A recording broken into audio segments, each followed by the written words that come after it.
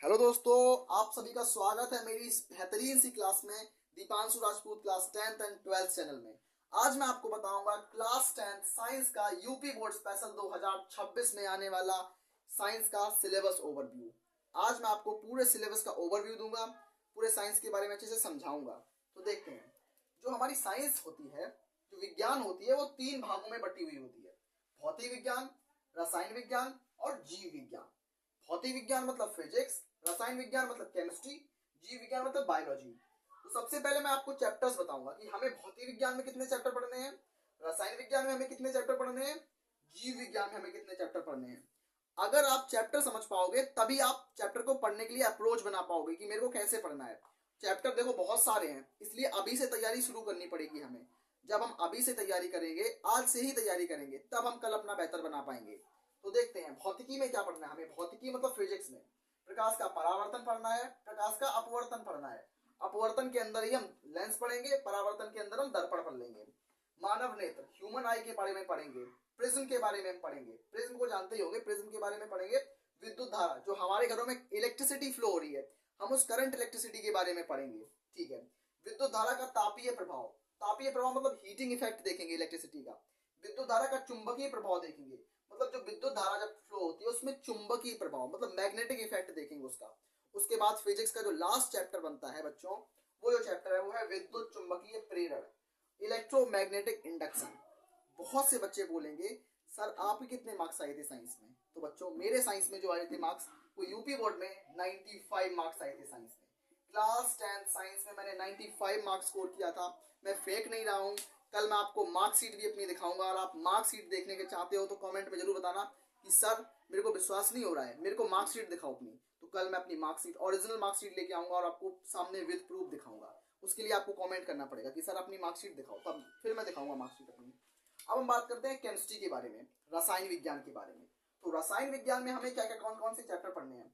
Chemistry में हमें कक्षा 10वीं में सिर्फ और सिर्फ 5 चैप्टर पढ़ने हैं, वो भी आसान से चैप्टर। भाई मैं पढ़ाऊंगा, कल से क्लासेस स्टार्ट करूंगा, और आप जुड़ना ना भूलें, अपने दोस्तों को बताना ना भूलें। ठीक है। रासायनिक अभिक्रिया और समीकरण, इनमें मैं आपको बताऊंगा सभी प्रकार की अभिक्रियाएं बताऊंगा, उनको रासायनिक समीकरणों को संतुलित करना मतलब बैलेंस करना सिखाऊंगा। अम्ल क्षार और अवलवण मतलब एसिड बेस एंड सॉल्ट के बारे में पढ़ाऊंगा अच्छे से मैं आपको। धातु और अधातु मतलब मेटल और नॉन मेटल के बारे में आपको पढ़ाऊंगा। कार्बन और उसके यौगिक मतलब क्या है, carbon and its compound, carbon and its compound, carbon के बारे में पढ़ाऊंगा, और कार्बन से बने हुए यौगिकों के बारे में पढ़ाऊंगा। तत्वों का आवर्त वर्गीकरण, आवर्त सारणी जो होती है, पीरियोडिक टेबल जिसको हम बोलते हैं, उस पीरियोडिक टेबल के बारे में भी पढ़ाऊंगा। तो हमें सिर्फ रसायन विज्ञान में 5 चैप्टर पढ़ने हैं, अच्छे से समझा दूंगा, बिल्कुल दिमाग में फिट हो जाएंगे। अब हम बात करते हैं बायोलॉजी के सिलेबस पे। तो बायो में हमारे पास कुल 8 चैप्टर हैं। जीव विज्ञान यानी कि बायोलॉजी, बायोलॉजी में सबसे पहले हमें पढ़ना होगा जैव प्रक्रम। जैव प्रक्रम 4 प्रकार का होता है। सबसे पहला होता है पोषण, दूसरा होता है श्वसन, तीसरा होता है परिवहन, चौथा होता है उत्सर्जन। तो ये सभी जैव, क्या बोलते हैं, जैव प्रक्रम। जैव प्रक्रम मतलब होता है जो मतलब जैव प्रक्रम के अंदर हमें पढ़ना है सबके बारे में। ठीक है। जैव प्रक्रम का मतलब होता है जीवों के अंदर जो भी होने वाले प्रक्रम होते हैं।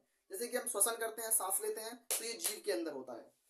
हम उत्सर्जन करते हैं तो ये भी जीव के अंदर होता है। तो जीवों में होने वाले प्रक्रम को हम जैव प्रक्रम बोलते हैं। जैव प्रक्रम में श्वसन आएगा, पोषण आएगा, परिवहन आएगा, उत्सर्जन आएगा। उसके बाद हम अपने ब्रेन के बारे में पढ़ेंगे, दिमाग के बारे में। किसमें पढ़ेंगे, नियंत्रण एवं समन्वय।